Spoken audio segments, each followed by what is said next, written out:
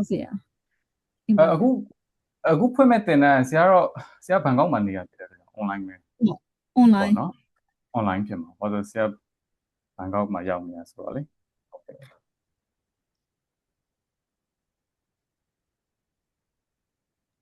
ဟုတ်ဆရာမေးချင်တာဒီဂျာမန်ဟိုဟာ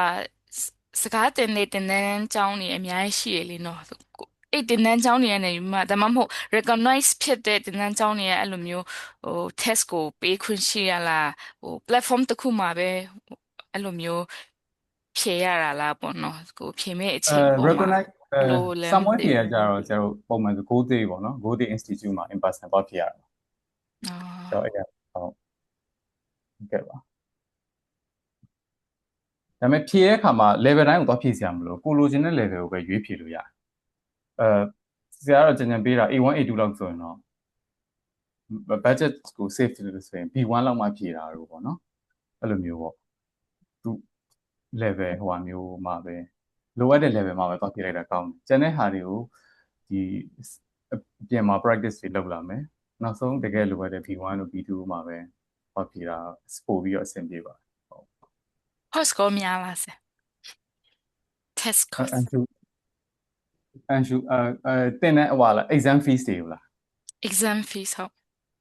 exam fees ကဆရာဘန်ကောက်ကဟာကိုပဲဆရာသိတယ်ပေါ့နော်ဒီဘက်မြန်မာဘက်ကိုသိတာဆရာမသိဘူးဘန်ကောက်မှာ A1 A2 ဆိုတော့ဘန်9000ရှိရယ် B1 တို့ B2 ဆိုဘတ်1000ကျော်ရယ် C1 ဆိုရင်ဘတ်13000စီရှိရယ်ပေါ့နော်ပုံမှန်ကတော့ somewhere ရယ် C1 ထိစစ်တယ် C2 တွေပါကြတော့ကျတော့ဟိုဟာဂျာမနီဘက်ရောက်မှာပဲဖြစ်ပေါ့ B2 ပေါ့ဟုတ်ကဲ့ပါအဲ့ဆိုလို့ရှိရင်ဟုတ်ဆရာတစ်ခုလောက်မေးချင်လို့ပါဟုတ်ဟုတ်ဟိုB2 ထိရဒီမှာပဲပြင်ဆင်သွားရမှာလားဟုတ် B1 လောက်ပြီးတော့ဂျာမန်ရောက်မှ B2 set လုပ်တင်တာပေါ့နော်အဲ့ဒါကြတော့သွားမဲ့လမ်းကြောင်းမှာမူတည်ရွေးပြောမှာပဲကိုရွေးမိချာအဲ့ဒါဆရာ Lumi Life နဲ့ concept အသေးချာအသေးသေးလုပ်လို့ရတယ်ပေါ့နော်ဆရာအနေနဲ့ကြတော့ language ကိုသင်ပြီဆိုရင်တော့ဘယ်နှနာရီကြာခုနပြတဲ့နာရီပေါ့အဲ့လိုမျိုးတော့ပြောလို့ရတယ်ဒါပေမဲ့အဲ့ခုနပြတဲ့နာရီတွေကကျောင်းသားအဲ့နာရီအတိုင်းလုံးဝအားစိုက်ပြီးလုပ်နိုင်မှာရဟိုအတန်းထဲမှာပဲထိုင်နေပြီးတော့ချိန်ကုန်တာမဟုတ်ပေါ့နော်အဲ့နာရီတင်းကိုတကယ်အားစိုက်မယ်ကိုယ့်အကိုလည်း self study လုပ်မှာအဲ့ level တွေကရောက်ဟုတ်ကဲ့ဆရာဟုတ်ကျေးဇူးပါကဲ့ပါအဲ့ဆိုရင်ကိုကဘန်ကောက်မှာဘန်ကောက်ဟုတ်ခုလောက်မေးချင်လို့မှာဟုတ်ဘန်ကောက်မှာဆိုရင်ဘယ်မှာဖြေရလဲမသိဘူးအဲ့ဒါဒီမှာဆရာပြောလို့လေ9000ဆိုတာလေဘယ်မှာသွင်းရလဲမသိဘူး Goethe Institute ရှိပါတယ်ဟုတ်ကဲ့ပါGoethe Institute ဒါ in person ပဲဖြေရတာပေါ့နော်ဟုတ်ကဲ့ဟုတ်အဲ့ဆိုလို့ရှိရင်ဆရာကို link ပေးပါဦးဘာအချိန်နဲ့လည်းလုပ်နေရဆိုတော့လေဆရာလည်းအတန်းလေးရှိလို့ the dankeschön မခိုင်ဘူးဟိုဟာ Lumi Life for Education ကျေးဇူးပါဟုတ်ကဲ့ကျွန်တော် link ဖွင့်ပေးကျေးဇူးပါဟုတ်ကိုလိုင်းကျေးဇူးပါနောက်မှထပ်တွေ့ပါမယ်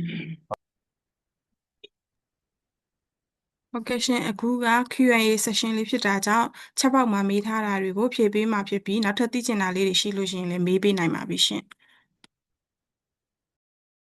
ဆိုတော့ခုနဒီမှာအများမေးနေတဲ့မိကုန်းတွေတွေ့ပေါ့နော်ဟိုလဲ10တန်းအရင်10တန်းအဟောင်းလဲဆိုရင်ရောဒီမှာရှိတဲ့ဟိုဒီ chat box ကဟာလေးအရင်ဖြည့်ပေးတယ်မယ်ပေါ့နော်အရင်အဟောင်း10တန်းနဲ့ဆိုရင်ရော try လို့ရလားဆို try လို့ရတယ် GDP နဲ့ try လို့ရတယ်ပေါ့နော်ဆိုတော့ counseling session ကကြတော့အခကြေးငွေမရှိပါဘူး free counseling session ပေါ့နော်ဆိုတော့ကျောင်းသားတယောက်ချင်းစီရဲ့ education background financial background မတူဘူးပေါ့နော်ဆိုတော့ဒီကောင်မှမူတည်ပြီးတော့မှမတို့ detail လေးတွေဆွေးနွေးပေးရလေးရှိပါတယ်ပေါ့နော်လောလောဆယ်မှာတော့ IT နဲ့ပတ်သက်တဲ့ program လေးတော့မရှိသေးပါဘူးပေါ့နော်ဒီမှာမေးထားတဲ့မေးခွန်းလေးရှိတယ်အခုတော့ hospital နဲ့ college track ရဲ့ပြီးတော့ nursing track ပဲရှိရပေါ့နော်ခုက nurse ရပြီးသားဆိုလို့ရှိရင်တော့အဲ့ nurse နဲ့ဒီပေါ့နော်ဆေးရုံတွေမှာသွားပြီးတော့မှဒီဟိုပါပေါ့လုပ်နေပြီးသားအတွေ့အကြုံရှိလားဒါဆိုရင်တော့ချလို့ရပါတယ်ပေါ့နော်ဒါပေမဲ့ဒီမှာဆေးရုံမှာဆင်းခဲ့တယ်ဆိုတော့ဒီအမှားလို့ဆိုတော့ employment certificate တွေတော့လိုပါတယ်ပေါ့နော်ဆိုတော့အဲ့လိုလေးဖြေလဲပေးဖို့လိုတယ်ဆိုတော့ तू ကဟိုအဓိကကတော့17တန်း12တန်းဟိုအောင်ထားပြီးလို့ရှိရင်ရပြီပေါ့နော်ဆိုတော့ဒါလေးကြားလို့ရပါတယ် တခြားမိကုံးလေးတွေကတော့ဒီမှာ general ရောလူလိုက်ကတော့ဖြေထားပြီးသားဖြစ်တယ်ဆိုတော့အခါကျတော့လေဒါအခုအမားတို့ပြောပြတဲ့ဒီနေ့ program ကကြတော့ bachelor program မဟုတ်ဘူးပေါ့နော် vocational program ဖြစ်တယ်ဆိုတော့ education က bachelor program တွေလည်း organize လုပ်ထားတာရှိပါတယ်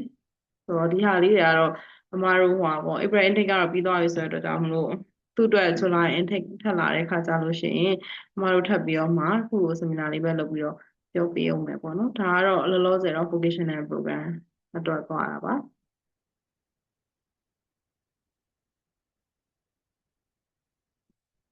ဟုတ်အခုဒီမှာကိုစော်လင်းလားမသိဟုတ်မိထားတယ်အဲ့ဒါလေးလေးမေးလို့ရပါပြီဟုတ်ကဲ့ပါကျွန်မတခုလောက်မေးချင်လို့ပါဗျခုနဒီမှာပြောရတဲ့အထဲမှာ IT ဘိုင်းမပါဘူးလို့တော့ပြောလို့ပေါ့နော်တကယ်လို့ကျွန်တော်တို့ကဒီ NET ဘိုင်းလည်းမဟုတ်ဘူးပေါ့နော်တခြားအဲ့လိုမျိုးဒီနည်းပညာဘိုင်းတက်ချင်တယ်ဆိုတော့ကျွန်တော်ဒီတက်မွေးဘိုင်းတွေကရှိလားမသိဘူးဗျအဲ့ဒါလေးသိချင်တယ်ကွာဟုတ်ဒီအသက်အရွယ်ဘယ်လောက်ရလဲပေါ့နော်ဟုတ်ကဲ့ရှင်ဟုတ်ပေါ့နော်အသက်အရွယ်ကတော့ तू က experience ရှိထားပြီးသားဆိုလို့ရှိရင်เนาะပေါ့နော်အသက်အရွယ်ကို45နှစ်အထိeducation ကနေပြီးတော့လက်ခံပေးရပေါ့နော်ဟုတ်ကဲ့ရှင်ပါပေါ့ background experience ရှိထားပြီးသားဆိုတော့ background experience မရှိရသေးလို့အစဆက်တက်မယ်ဆိုအစကနေမှစတက်မယ်ဆိုလို့ရှိရင်เนาะ तू ကဒီအသက်18ကနေ35နှစ်အထိအတွင်းမှာစပြီးတော့လက်ခံတာပေါ့နော်ဆိုတော့လောလောဆယ်မှာတော့ education ရဲ့ဒီ intake တွေမှာ ID program တွေမပါသေးဘူးရှင်ID program တွေပါတဲ့ခါကျရင်လည်းထပ်ပြီးတော့ကြော်ညာပေးပါဦးကျွန်တော်ကျတော့အဲ့ဘိုင်းမှာပဲလုပ်ခဲ့တာဖြစ်နေလို့လေးဆက်မှာအကြောင်းမေးကြည့်တာပါဗျဟုတ်ကဲ့ရှင်ဟုတ်ကဲ့ဟုတ်ပါလာတဲ့ခါကျရင်ကျွန်တော်တို့ဆက်သွယ်ပေးပါမယ်ရှင်ဟုတ်ကဲ့ဟိုကနေစင်မိုင်းနဲ့တခုမေးချင်လို့ပေါ့နော်ဒါကတော့အခြားတစ်ယောက်တော့ပေါ့နော်ဟိုကကျွန်တော်နေစင်မိုင်းအောင်ဆရာမအဲ့လိုအတွေ့အကြုံရှိတယ်ဆိုရင်ခုနအတိုင်းပဲ45အထိရတာပဲလားမသိဘူးဟုတ်ကဲ့ရှင်ဟုတ်ကဲ့အတွေ့အကြုံရှိပြီးသားလူတွေဆိုတော့ကျွန်တော်တို့45အထိလက်ခံပေးလို့ရတယ်လို့တော့ဟိုဘက်ကနေပြောထားတာပေါ့နော်ဟုတ်ကဲ့ပါဆရာမကျေးဇူးပါဆရာမနော်ဟုတ်ကျေးဇူးပါရှင်ဒီမှာမင်းတီဟာထွန်းလာပြီးနေထားပါတယ်ဟုတ်ဟုတ်ကဲ့မင်္ဂလာပါဗျဟုတ်ကဲ့ရှင်ဟုတ်မင်္ဂလာပါဟုတ်ကျွန်တော်တခုမေးချင်တာလေဒီ Oxford လုံနေနဲ့ရတဲ့လစာကဒီ tax ပေးရတာဒီ insurance နဲ့ tax နဲ့တူပဲလားဒါမှမဟုတ်အဲ့လိုခွဲပေးရတာလားतू က tax ကတက်တဲ့ insurance တက်တဲ့ပေါ့နော်ဒါပေမဲ့တခုရှိတာကကြတော့ तू ကဒီပေါ့နော်အနှိမ့်ဆုံးပေါ့နော်အနှိမ့်ဆုံးဘယ်လစာဘယ် allowance ကိုရမှာစပြီးတော့ဖြတ်မယ်ဆိုတဲ့ဟာလေးတော့ရှိတယ်ပေါ့နော်ဆိုတော့အဲ့ဟာလေးကနေပြီးတော့မှပို့တဲ့ဥစ္စာဆိုလို့ရှိရင်တော့ tax ဖြတ်လိုက်မယ်ကျန်တဲ့ဟာကတော့ insurance ပဲဖြစ်ပါတယ်ဟုတ်ဟုတ်ပြီးတော့လေတခုကဒီ tax ကဒီကိုလစာတွေကပဲအကုန်ပေးရတာဒါမှမဟုတ်ဒီအလုပ်ရှင်နဲ့ half အလုပ်ပေးရတာရှိတာဟုတ်အဲ့ဒါကတော့အလုပ်ရှင်နဲ့ half ပေးရမှာမဟုတ်ရှင်အခုဆိုလို့ရှင်တော့ရှေ့မှာသွားတဲ့အကြောင်းသားဆိုတော့သူတို့ရဲ့လစာတွေကနေပြီးတော့မှပဲဖြတ်သွားတယ်ပေါ့နော်ဟုတ်ကဲ့ကျေးဇူးပါဟုတ်ကဲ့ကျေးဇူးပါ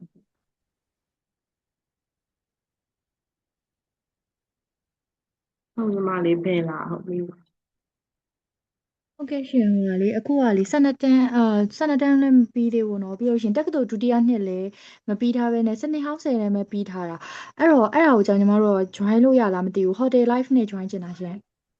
ဟုတ် join လို့ရတယ်ညီမလေးဟောပေါ့နော်10တန်းအဟောင်းဆိုလည်း join လို့ရတယ်အမေအမားတို့ကို transcript record လေးပေးဖို့လိုရပေါ့နော်ဒါပေမဲ့အဲ့ဒါလည်းပြောရမယ်ဆိုအမှတ်စင်းရင်းပဲပေါ့နော်10တန်းအောင်လက်မှတ် certificate နဲ့အမှတ်စင်းလေးပေးဖို့လိုတယ်စနစ်ဟောင်းလည်း join လို့ရပါတယ်ရှင်ဟုတ်ကဲရှင်ဟုတ်ကဲ့လည်း join ရဥမာတက္ကသိုလ် second year တက်နေရလားမသိနော်အဲ့ဒါဆိုလို့ရှိရင်လည်းဥမာ second year ပြီးဆုံးကြောင်းဆိုတဲ့စာရေးစာရင်းလေးပြီးရဆိုလို့ရှိရင်လည်းရပါတယ်ပြောချင် intake တွေရောရှိသေးလားရှင်မ April intake တို့ပါတော့ရှိတယ်ပဲနဲ့သူကပေါ့နော်တစ်နှစ်ကိုအမားတို့ intake တစ်နှစ်ကိုတော့အမားတို့ပေါ့နော်နှစ်ခုလောက်တော့ရှိတယ်ပေါ့ April နဲ့ October နဲ့ကဲရှင်ဂျားထဲမှာလည်းအလုပ်ရနိုင်ဖို့မူတည်ပြီးတော့နဲတာလို့တော့သိထားရဲဆိုတော့လေအဲ့ဒါလေးရောဟုတ်လားရှင်ဂျားထဲကတစ်နှစ်လုံးတော့ရှိရဲဒါပေမဲ့ဂျားထဲလာတွေကတော့အလုပ်ရနိုင်ခြေနဲတယ်ပေါ့အဲ့လိုမျိုးလေးတော့ကြားဘူးထားလို့လေအဲ့ဒါလေးရောဟုတ်လားလို့ဟုတ်အမားတို့စီမှာတော့အခုလောလောဆယ်အထိတော့မတွေ့သေးဘူးပေါ့နော်ဒီမြန်မာမှာအခုလောလောဆယ်အထိတော့ batch နှစ်ခုလောက်အထိတော့အဲ့လိုမျိုးတော့မရှိသေးဘူးရှင်မရှိသေးဘူးဆိုတာဒီလိုမျိုးပါပေါ့နော်အမားတို့ကသူက April intake နဲ့ October အမားတို့ Germany ရဲ့ program က Germany ရဲ့ April intake နဲ့ October intake ကိုအမားတို့က join ပေးတာပေါ့နော်အများအပြည့်ပေါ့အမားတို့စီကနေပြီးသွားတဲ့ဟာအဲ့လိုမျိုးသွားတဲ့ဟာများတယ်ဆိုတော့အခါကျတော့အဲ့လပိုင်းနေမှာတော့အဆင်ပြေပေါ့နော်ဟုတ်ကိုရှောက်မယ်ဆိုလို့ရှိရင်ရော hospital ကရှောက်လို့ရနိုင်တာရှင်ဒီမျိုးအရင်ခက်ခဲပြီးတော့မရနိုင်တဲ့ chance တွေနေတာမျိုးဖြစ်နေမှာဆိုလို့ရှင် အဲ့ဒါကတော့ညီမလေးဘာသာစကားရဲ့အဓိကတော့ဘာသာစကားကျွမ်းကျင်မှုပေါ်မှာမူတည်ရဲ့ပြီးရခါကျတော့သူတို့ကိုရှောက်မဲ့ course ပေါ့နော်အဲ့ဥစ္စာမှာလည်းဒီပြောရမယ်ဆိုရင် general knowledge ရှိထားဖို့လိုတယ်ပြီးရခါကျတော့တချို့အလုပ်တွေက experience လိုတယ်တချို့အလုပ်တွေက experience မလိုဘူးအဲ့ပေါ်မှာမူတည်ပြီးတော့မှညီမလေး try ကြည့်လို့ရပါတယ်hotel life ပိုင်းနဲ့တွားမယ်ဆိုရင် F&B အဲ့လိုမျိုး qualification တွေ certificate တွေအဲ့လိုမျိုးတွေသင်တန်းတွေတချို့ကနေယူထားဖို့လိုသေးလားရှင်ဒီမြန်မာနိုင်ငံမှာနေရင်းနဲ့လေအမှန်တကယ်ဆိုရင်တော့အမားတို့အခုရှောက်ပေးတဲ့ဥစ္စာဆိုလို့ရှိရင်တော့မလိုဘူးပေါ့နော်ဒါပေမဲ့လည်းကိုယ့်ဘာသာကိုရှောက်မယ်ပေါ့ရှောက်မယ်အဲ့ဒါကိုတေချာခြင်းတယ်ဆိုလို့ရှိရင်လို့အဲ့လိုမျိုး experience ယူထားမယ်ဆိုလို့ရှိရင်လည်းယူထားရင်တော့ကောင်းတာပေါ့နော်မတို့နဲ့အဲ့လိုမျိုး1 by 1ဆိုလို့ရှိရင်လူမီ live ကိုဆက်သွယ်လို့ရလားရှင်အဲ့လို counseling ယူမယ်ရှောက် 1 by 1 counseling ဟုတ်ကဲ့ဟုတ်1 by 1 counseling အရင်ယူလိုက်ပေါ့နော် counseling ယူပြီးမှပဲကိုပါရွေးမလဲကိုလိုရှောက်မလဲဆိုတဲ့ဟာတွေသွားပေါ့နော် so 1 counseling ယူခြင်းလဲဆိုလို့ရှိရင်ဒီမှာစာရင်းပေးထားလို့ရပါတယ်ရှင်ဟုတ်ကျေးဇူးပါရှင်ဟုတ်ကဲ့ရှင်ဟုတ်ကျေးဇူးပါမခိုင်ပါ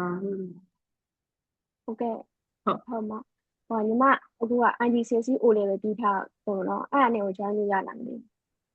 ဟုတ်ကဲ့ဟုတ် hospital ကတော့ join လို့ရပါတယ်ရှင်ဟုတ်ဟုတ်ကဲ့နောက်တစ်ခုကလေအဲ့နာစင်မှာပေါ့နော်surgical technician ပေါ့နော်အဲ့လိုဟာနဲ့ join မယ်ဆိုရင်ဘယ်တော့လားမသိဘူးဘယ်လိုပြောရမလဲဆိုတော့အခုညီမလေးကနန်ဆန်နဲ့ပတ်သက်ပြီးတော့ experience ရှိထားပြီးသားအခုအမတို့ကအခုဒီမှာခေါ်မဲ့နန်ဆန်ကကျတော့သူကအတွေ့အကြုံရှိထားပြီးသားသူကိုပဲရှောက်ခွင့်ပေးရပေါ့နော်သူကအဓိက BNS ရထားဖို့တော့မလိုဘူးဒါပေမဲ့ diploma ဒါမှမဟုတ် certificate ပြီးရခါကျရင်ဒီလုပ်ငန်းအတွေ့အကြုံရှိထားပြီးသားအဲ့လိုလူမျိုးတွေဆိုလို့ရှိရင်တော့ဦးစားပေးပြီးတော့ခေါ်တယ်ပေါ့နော်ဆိုတော့ခါကျတော့အဲ့ဒါခုနညီမလေးပြောတဲ့နေရာကိုတော့ဓာတ်ရိုက်တော့မဟုတ်ဘူးပေါ့နော်အဓိကနာစင်ပိုင်းကိုပဲအရင်သွားပြီးတော့မှပဲ specialize လုပ်ရမယ်အပိုင်းဖြစ်ပါတယ်ဟုတ်ဟုတ်ကဲ့ဟုတ်ကျေးဇူးတင်ပါတယ်ဟုတ်ကျေးဇူးပါဒီမှာမဲယူအောင်တခုလောက်မေးချင်တာလေ grade တိုင်းရတယ်လို့ခဏdefense ဆိုလဲနေအောင်လက်မှတ်တွေတော့ပြဖို့လိုမှာပေါ့နော်ဟုတ်ကဲ့ရှင်ဟုတ်ကဲ့အောင်လက်မှတ်တွေတော့ပြဖို့လိုပါတယ်ရှင်ဟုတ်ဟုတ်နောက်တစ်ခုကကြတော့အမဟိုပါပေါ့အသက်ဒီ40ပတ်ဝန်းကျင်နေရော hospital ကို try လို့ရသေးလားပေါ့ဟုတ်ဟုတ်အဲ့ဒါခုနကတော့ပြောသလိုမျိုးပေါ့နော်အမားတို့ဥမာနန်စင်ဆိုရင်လည်းနန်စင်နဲ့ပတ်သက်တဲ့ experience ရှိတယ်ဥမာဒီ hospital နဲ့ colonial tract မှာ hotel specialist အနေနဲ့ join မယ်ဆို hotel specialist အနေနဲ့အတွေ့အကြုံရှိထားပြီးသားအဲ့လိုမျိုးကိုယ့်ရဲ့ဒီ professional fees ဆရာလူတွေဆိုရင်တော့45နှစ်ထိကျမတို့လက်ခံပြီးရပေါ့နော်ဟုတ်အဲ့လက်မှတ်တွေမရထားဘူးဆိုရင်တော့စင်မပြေနိုင်ဘူးပေါ့လို့လားမဟုတ်တယ်ရှင်ဟုတ်တယ်ကို join မဲ့ဟာပေါ်မှာတော့မူတည်တာပေါ့နော်ကို join မဲ့ course နဲ့အနည်းဆုံးတော့အသက်35နှစ်အထက်ဆိုရင်တော့သူတို့က educated ဖြစ်ပြီးသားသူကိုပို့ပြီးတော့လိုတယ်ပေါ့နော်ဟုတ်ဟုတ်ကဲ့ကျေးဇူးပါဟုတ်ကျေးဇူးပါရှင်ဟုတ်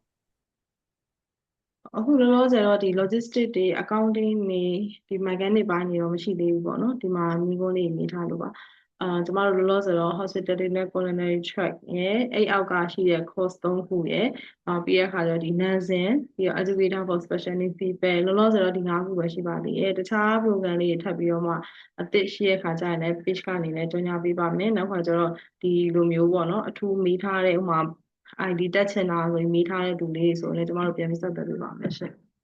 ဟုတ်ကိုညီကောင်းဆက်ဟုတ်မေးလို့ရပါပြီဟုတ်ကျွန်တော်ကကြောက်ရတယ်GD ပြီးထားပြီးတော့ကျွန်တော်အသက်က16နှစ်ပါဗျအဲ့ဒါပြီးလို့ရှိရင် outstay တွေကို Bristol နဲ့သွားမယ်ဆိုရင်ရလားမသိဘူး Bristol နဲ့သွားကြတယ်ဟုတ်တယ်ဘယ်လိုဆိုအဆင်ပြေနိုင်လားမသိဘူး Hello